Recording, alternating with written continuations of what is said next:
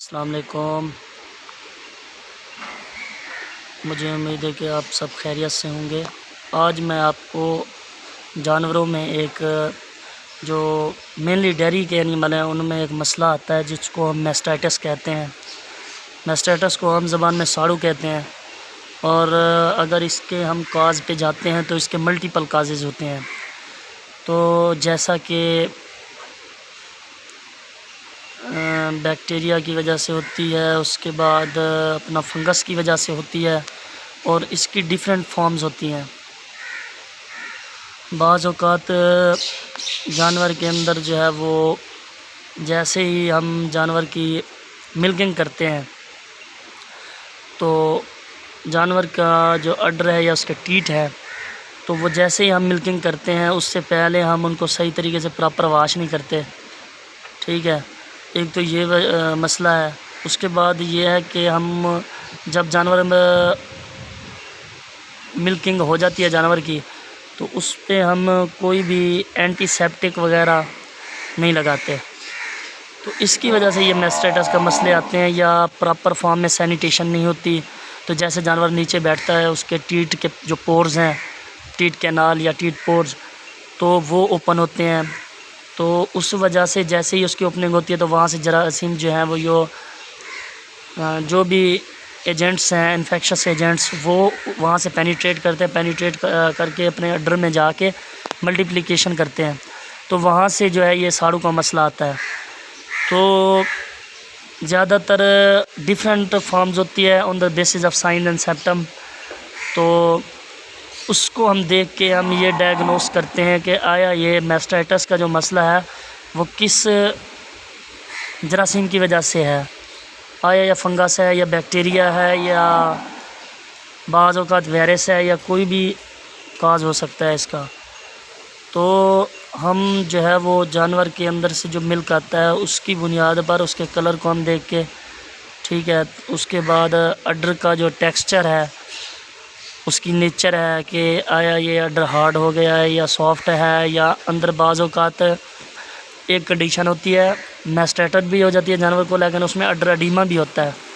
तो इनको हम डिफरेंशिएट करते हैं on the basis of sine and symptom. बाज़ औक़ात मैस्टाइटिस जो है वो कूल्ड मैस्टाइटिस होती है। कूल्ड मैस्टाइटिस का मतलब ये है कि जानवर के अंदर से मिल्क जो है वो सही आता है, मतलब कि मिल्किंग में कोई रुकावट नहीं होगी, सारा कुछ सही होगा, अड्डर भी सही होता है। लेकिन जो मेन मसला आता है वो ये होता है कि जैसे ही आप मिल्किंग निकालोगे किसी भी जानवर के टीट से तो वहाँ से जो है वो जैसे ही मिल्क बाहर आएगा तो उसके अंदर जो है वो बिल्कुल ड्रॉपलेट फॉर्म में जो है वो ब्लड के डिपोट्स जो है वो आपको टीट से मिलेंगे। जैसे ही आप करेंगे तो वो ब्लड होगा। तो इसको कहते हैं कूल्ड मैस्टाइटिस।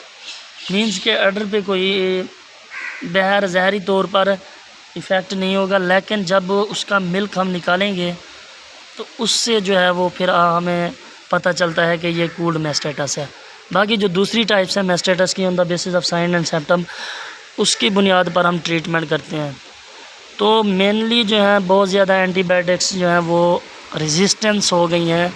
रेजिस्टेंस का मतलब ये है कि पहले से ही जानवर की बॉडी में एंटीबायोटिक के ख़िलाफ़ रेजिस्टेंस पैदा हो गई है कि वो जानवर जो है वो एंटीबायोटिक को मानता ही नहीं है। जो भी जरासीम होते हैं उसके अंदर वो पहले से ही अपनी शेप को चेंज कर चुके होते हैं, क्योंकि हम जो है वो एक ड्रग ऑफ चॉइस है, एंटीबायोटिक का इस्तेमाल नहीं करते। इससे जो है वो ड्रग रेजिस्टेंस पैदा हो जाती है या एंटीबायोटिक या एंटी माइक्रोबियल रेजिस्टेंस। तो मैक्रोब्स जो हैं वो एंटीबायोटिक के ख़िलाफ़ रेजिस्टेंस पैदा कर लेते हैं। जिस तरह के फॉर एग्ज़ाम्पल बीटा लैक्टम जो एंटीबायोटिक है, ठीक है, जिसको सेल वॉल इनहिबिटर भी कहते हैं। तो जो भी बैक्टीरिया की सेल वॉल है उसको इनहिबिट करके उसको जो है वो किल करती हैं ये एंटीबायोटिक्स। इनकी नेचर यही है, सेल वॉल इनहिबिटर हैं। उसकी सेल वॉल को ख़त्म कर देंगी, सेल वॉल बनेगी नहीं तो बैक्टीरिया जो है वो अपने आप को ज़िंदा नहीं रख सकता जानवर में। तो जैसे ही अगर हमने पहले ही से सेल वॉल इनहिबिटर उसको लगा दिया है एंटीबायोटिक, उसको ये मसला नहीं था। अगर वही बैक्टीरिया जो इसकी अपनी रेजिस्टेंस में आ रहे थे तो अगर वो बैक्टीरिया आने से पहले ही वो एंटीबायोटिक लग गई, सेल वाली इनहिबिटर वाली, तो वो बैक्टीरिया जो है वो सेल वाल वाले तो बॉडी में अगर आ जाते हैं, उससे मेस्टेटस होती है, तो उस पर वो काम नहीं करेगी।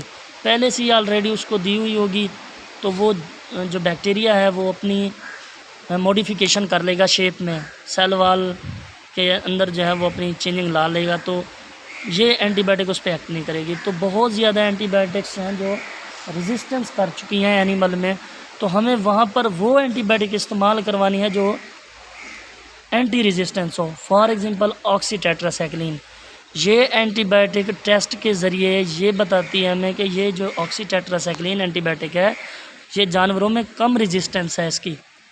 तो मेरे हिसाब से एक्सपीरियंस की बेस पे बता रहा हूँ मैं, तो ये एंटीबायोटिक जो है आप जानवरों में इस्तेमाल करें, लेकिन आम जो एंटीबायोटिक है वो इस्तेमाल हम जो जानवरों में करवाते हैं आम एंटीबायोटिक, वो ज़्यादातर लोग फील्ड में अमॉक्सिसिलिन यूज़ करते हैं।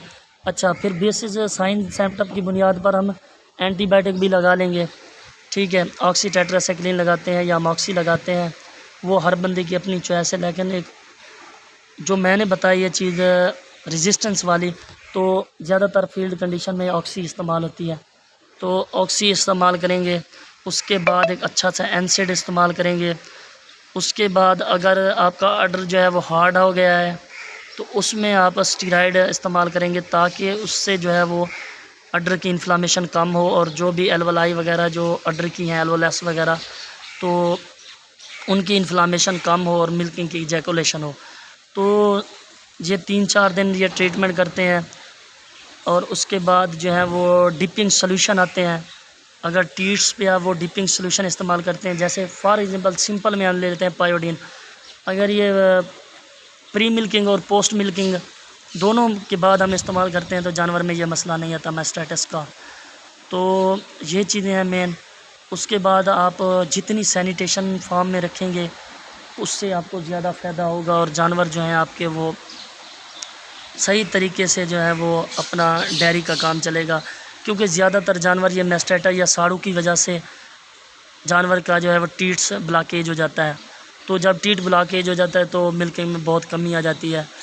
तो जब एक टीट में मसला आएगा, फिर दूसरे में आएगा, तीसरे में आएगा, इसी तरह जानवर जो है वो नॉन लैक्टेटिंग हो जाता है, ठीक है। तो उसमें जो है वो सिस्टम लैक्टेशन वाला जो है वो ख़त्म हो जाता है। तो उम्मीद है कि मेरे तमाम दोस्तों को मेरी वीडियो है जो है वो अच्छी लगेगी। मेरे चैनल को सब्सक्राइब करें। कोई भी मसला हो आप बिला झिझक जो है वो डेयरी के बारे में मालूमात ले सकते हैं। उसके बाद कोई भी डिज़ीज़ हो, जितना हमें नॉलेज है वो आपके साथ शेयर करेंगे इंशाअल्लाह। अल्लाह हाफ़िज़।